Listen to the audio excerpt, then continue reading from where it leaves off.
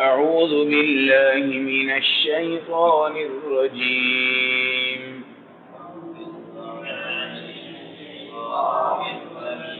بسم الله الرحمن الرحيم.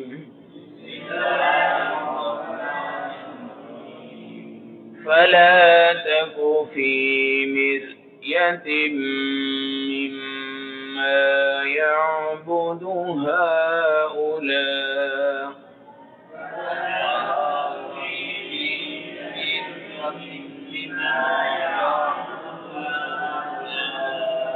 ما يعبدون إلا كما يعبد آباؤهم من قبل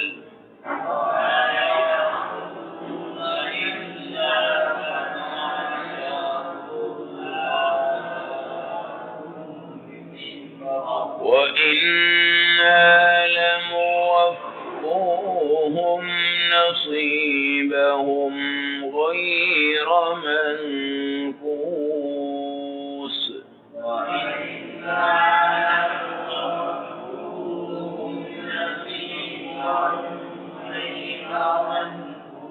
ولقد آتينا موسى الكتاب فاختلف فيه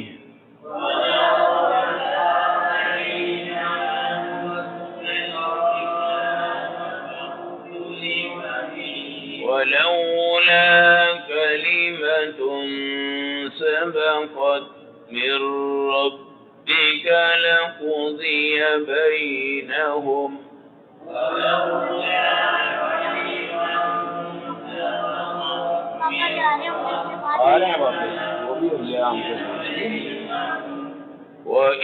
وإنهم لفي شك منه مريب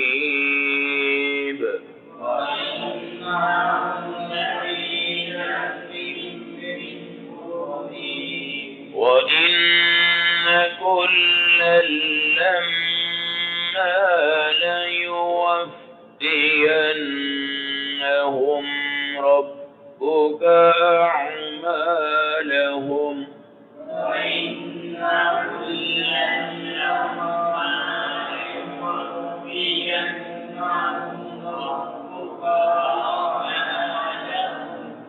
إنه بما يعملون خبير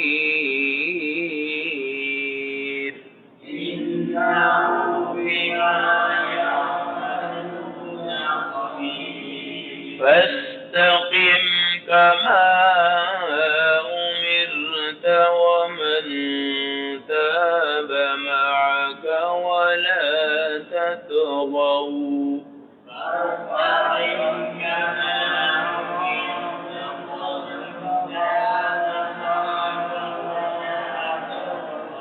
إنه بما تعملون بصير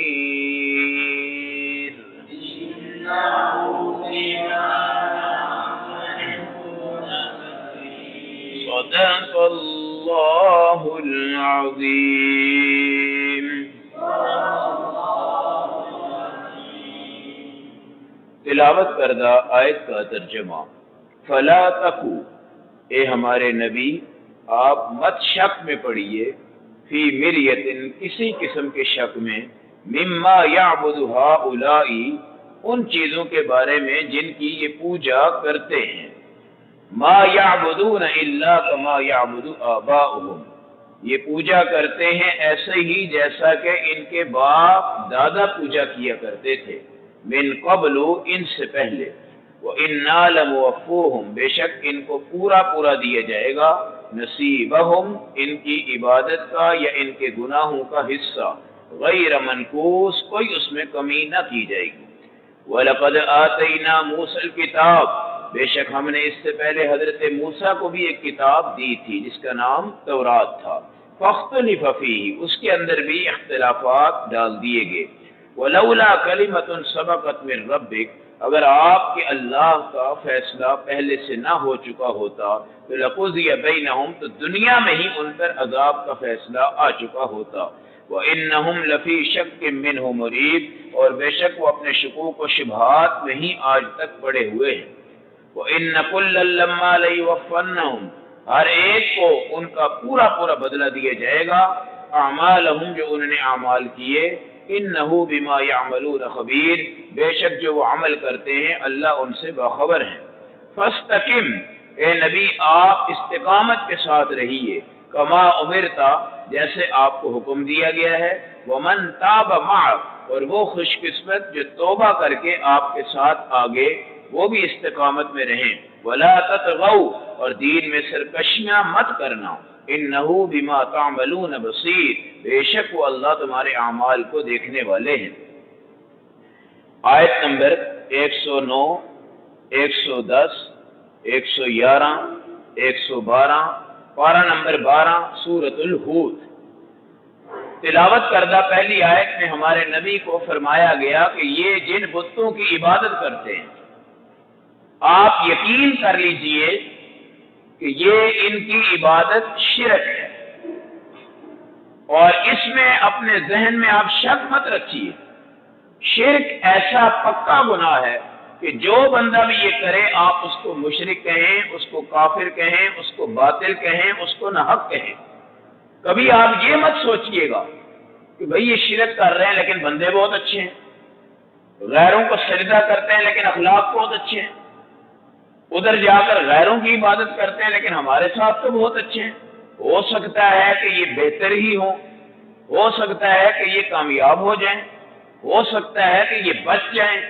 تو میرے نبی کو فرمایا گیا اے رسول آپ ان کے شرک کو دیکھ کر بالکل شک میں نہ پڑیے، بلکہ یہ پکے پکے پکے مشرک ہیں، اور یہ آپ کے رب کی عبادت نہیں کرتے بلکہ اپنے باپ اور دادا کے مطابق بتوں کی کیا کر رہے ہیں؟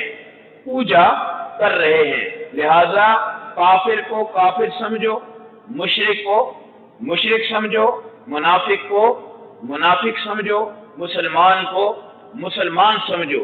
جو بندہ شرک کر رہا ہے وہ کسی بھی صورت میں آپ کے سامنے آ جائے، آپ نے کبھی ذہن میں یہ شک نہیں ڈالنا کہ شاید یہ بندہ اچھا ہو۔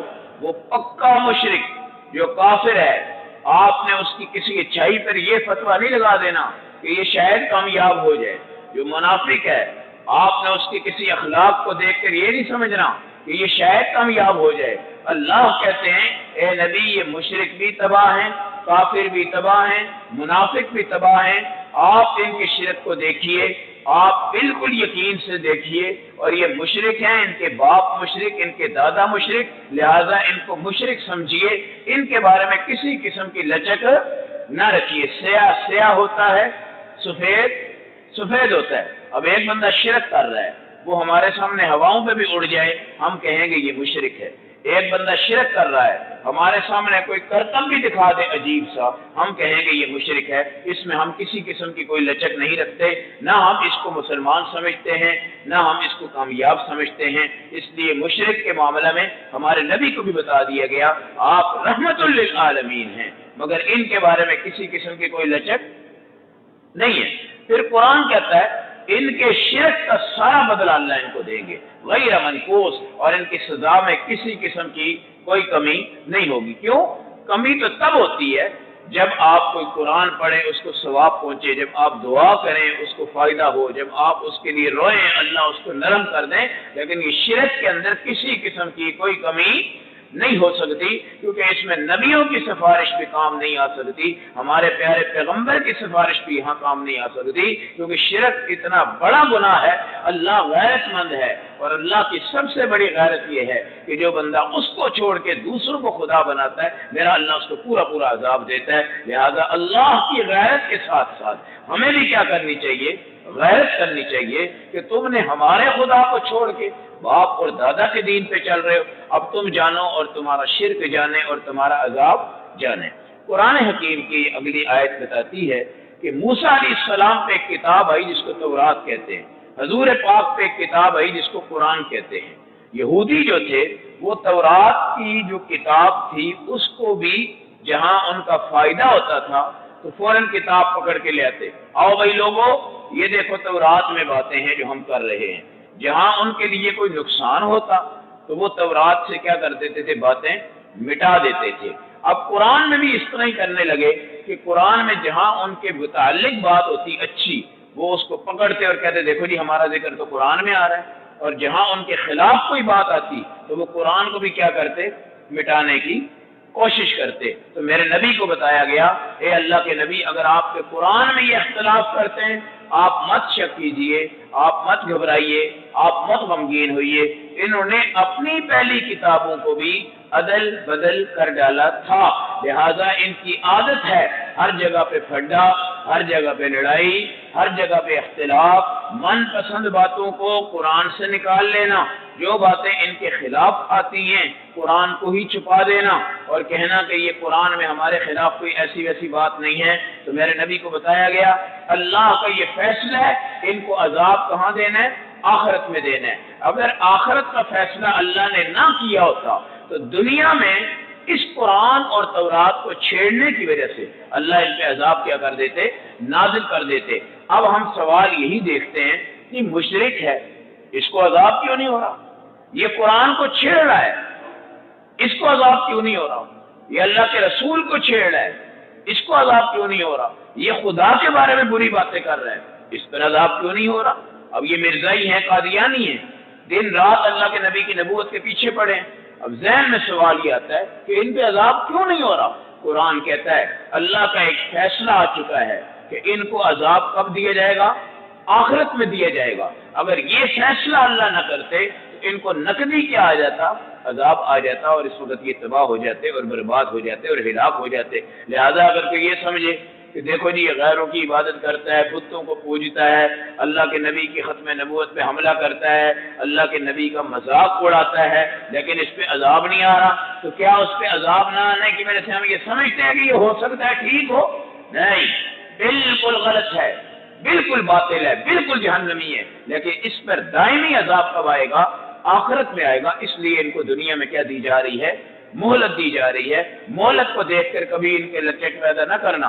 फिर कुरान कहता है कि सारे अमाल की तमाम सजाएं अल्लाह पूरी पूरी अदा करेंगे, लेकिन हमारे नबी को बताया गया फस्तकिम, ए नबी आप अपने दीन पे कायम रहें। दीनदार बनना बहुत आसान है, उस दीन पे कायम रहना, कायम अगले को रखना, इसके लिए मेहनत की जरूरत है।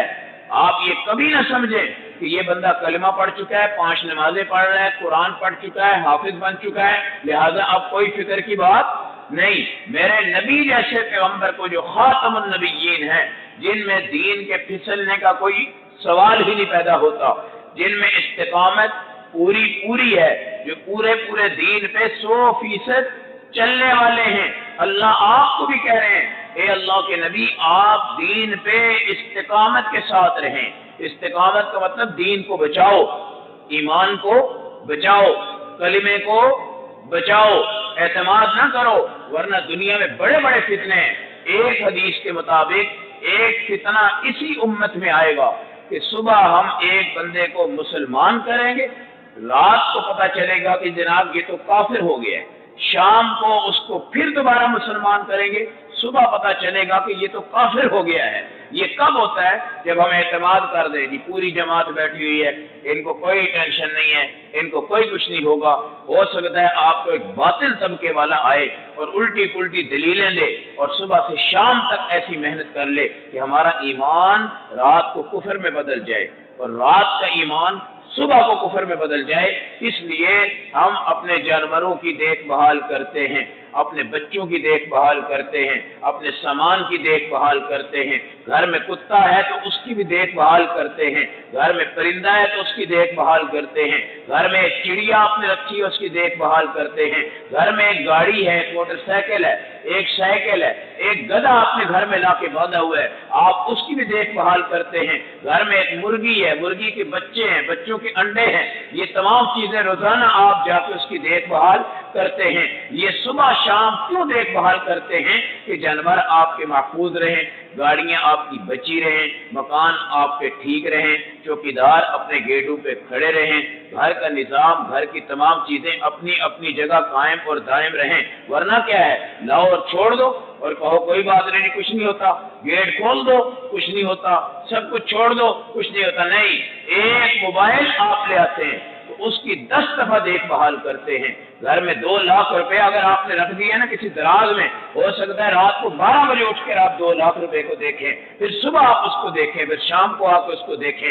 گھر سے جائیں، اپنی بیوی کو بتا کے جائیں، پیسے ہیں دھیان رکھنا، زیور ہے دھیان رکھنا، کپڑے ہیں دھیان رکھنا، جوتی ہے دھیان رکھنا۔ بھئی ہر چیز کے اوپر انسان رکھوالی کر رہا ہے، تو دین پر ایسا اعتماد مت کرنا کہ یہ آ گیا ہے اب کچھ نہیں ہوتا۔ نہیں، 24 گھنٹے اس دین کی حفاظت، اس دین پہ استقامت، اس دین پہ قائم دائم رہنا، اس دین کی دیکھ بھال کرنا، دین داروں کے بارے میں پتہ لگانا کہ یہ بندہ قائم دائم ہے یا نہیں، یہ بندہ اپنی جگہ قائم ہے کہ نہیں، یہ بندہ کہیں پھسل تو نہیں گیا۔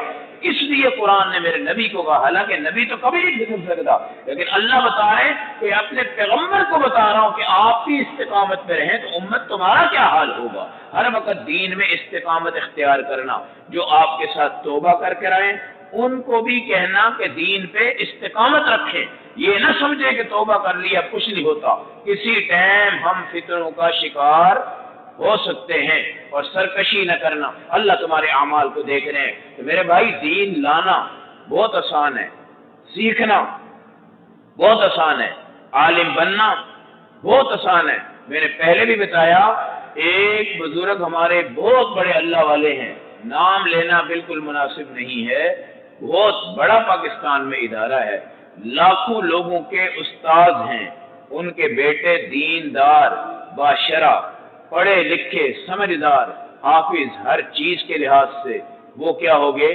اسلام سے خارج ہو گئے اور اسرائیل کا جھنڈا لہرا دیا۔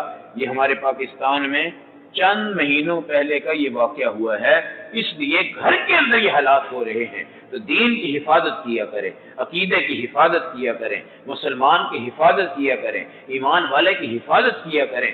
جب حفاظت کر کے اس کو مرنے وقت تک ہم بچا کر لے جائیں گے، یہ ہماری کامیابی ہے۔